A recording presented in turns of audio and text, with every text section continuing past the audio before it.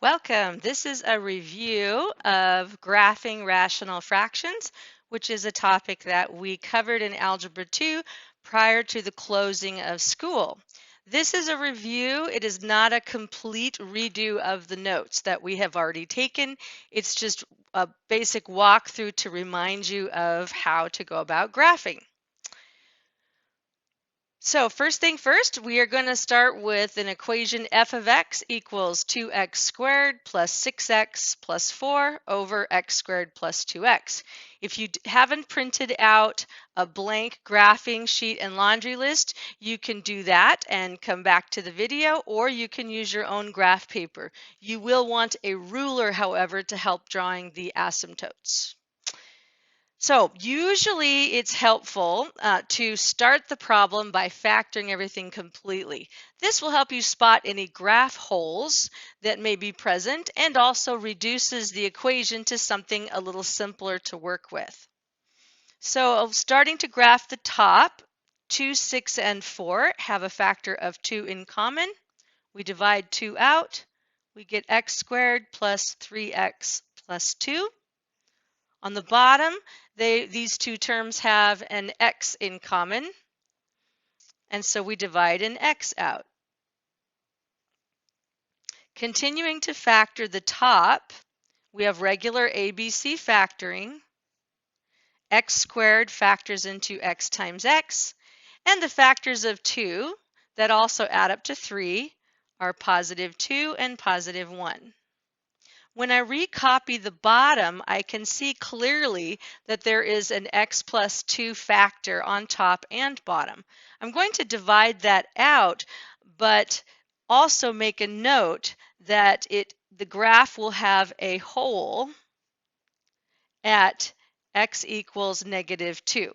So even though graph holes are at the end of the laundry list, sometimes we can find them right away. This also gives us a simpler form of the equation to work with, which is y equals 2 times x plus 1 over x. It's just a lot easier to work with the reduced form.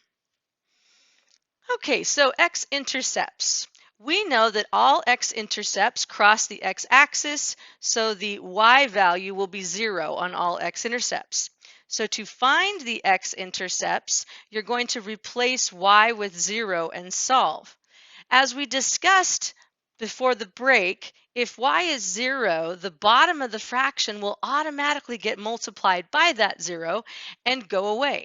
So we can just take the top of the equation, which is 2 times x plus 1, and set it equal to 0 and solve as a shortcut. So the factor 2 does not give us any solutions for x, but x plus 1, when you solve it, gives you x equals negative 1 as an x-intercept. So negative 1 comma 0 are the x-intercepts. Okay, now y-intercepts. Y-intercepts do not go right or left. The x coordinate is always 0. So to find the y-intercept, you're going to replace all the x's with zeros and reduce. So y equals 2 times 0 plus 1 over 0. Now this has created a 0 in the fraction. You cannot divide by 0, which means this is undefined. Undefined means no solution, so there are no y-intercepts in this particular graph. Okay, I'm going to take a moment to draw a line just to keep my work tidy, and we're going to move on to vertical asymptotes. Vertical asymptotes are values of x that are undefined. In the case of a rational fraction, any x value that creates a 0 in the bottom of the fraction is undefined. So to find the vertical asymptotes, we take the bottom of the fraction, set it equal to 0, and solve it to see which x's will be undefined. Well, in this case, x equals 0 is pretty well solved. So we only have one vertical asymptote, x equals 0. Again, in your normal notes, there are examples where there are more than one vertical asymptote. Horizontal or slant asymptotes. there are basically three rules that you need to memorize to find a horizontal or a slant asymptote. For all three of them, you return to the original form of the equation, not factored, and we use just the first term of the top, which is 2x squared, and the first term of the bottom, which is x squared. We have three little rules we need to remember. In all three cases, m is the power of the top, or the degree of the top term. N is the degree of the bottom term. Now in this case, they're both 2's, which means m is equal to n. Using our rule, we're going to reduce the fractions, and what we will get is a horizontal asymptote. So the x squareds divide out. I get y equals 2, and that is my horizontal asymptote. Now just to review the other two rules. So on this equation, m was equal to n. If m is less than n, the top degree is less than the bottom degree, then y equals 0 is automatically the horizontal asymptote. If m is greater than n, this is different than the other two. You're going to reduce the fraction and you will get some kind of slant asymptote. It might be a line, it might be a parabola. Typically for what we're doing, it will be a line. So those are your three rules. M is equal to n, m is less than n, m is greater than n. Now that we've got our laundry list, we are ready to go to the bottom and put the items on the laundry list on the graph, and what you'll see is the shape of the graph starts to emerge when all these different boundaries are graphed. So let's just start at the top. The x-intercept is at -1. I'm going to put that in. There was no y-intercept. We have a vertical asymptote at x equals 0.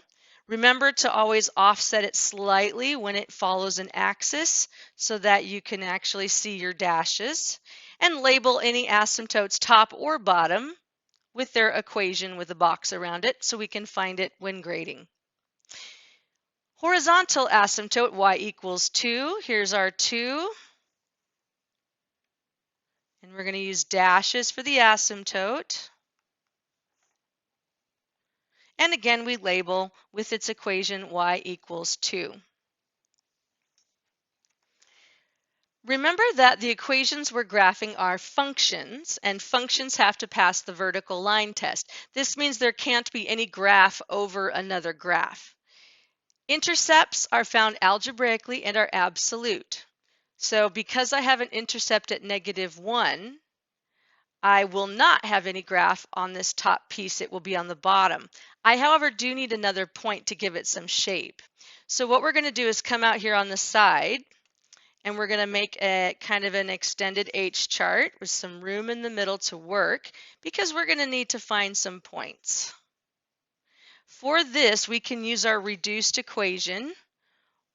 Y equals 2 times x plus 1 over x. A little bit easier to work with. Now, if you're not sure where a graph hole is, you can actually calculate the point using your t-chart and then just make sure you note it as a hole and not a point. So I'm going to start with x equals -2 and find the corresponding y. So we have 2, and then -2 plus 1 is a -1, all over a -2. -2 divided by -2 is 1. So -2 to the left and up 1, I'm going to put a circle.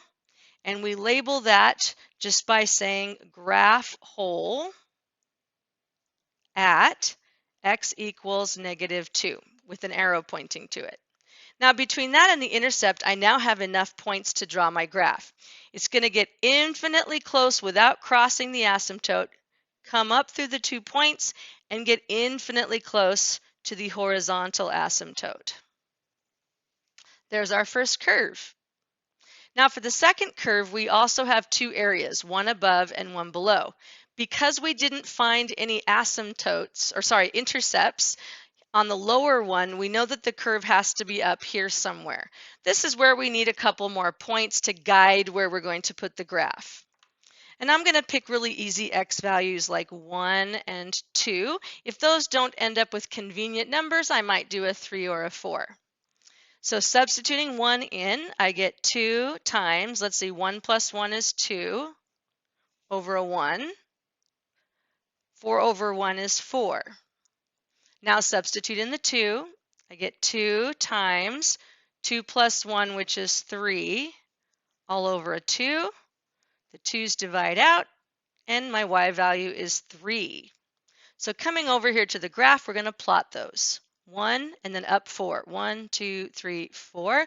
Because we did not write in a complete scale, we are going to label our points with the coordinates. 1, 4, and then 2, 3. 2 to the right and up. 1, 2, 3. Label the point, and you can now see where your curve is going to be coming.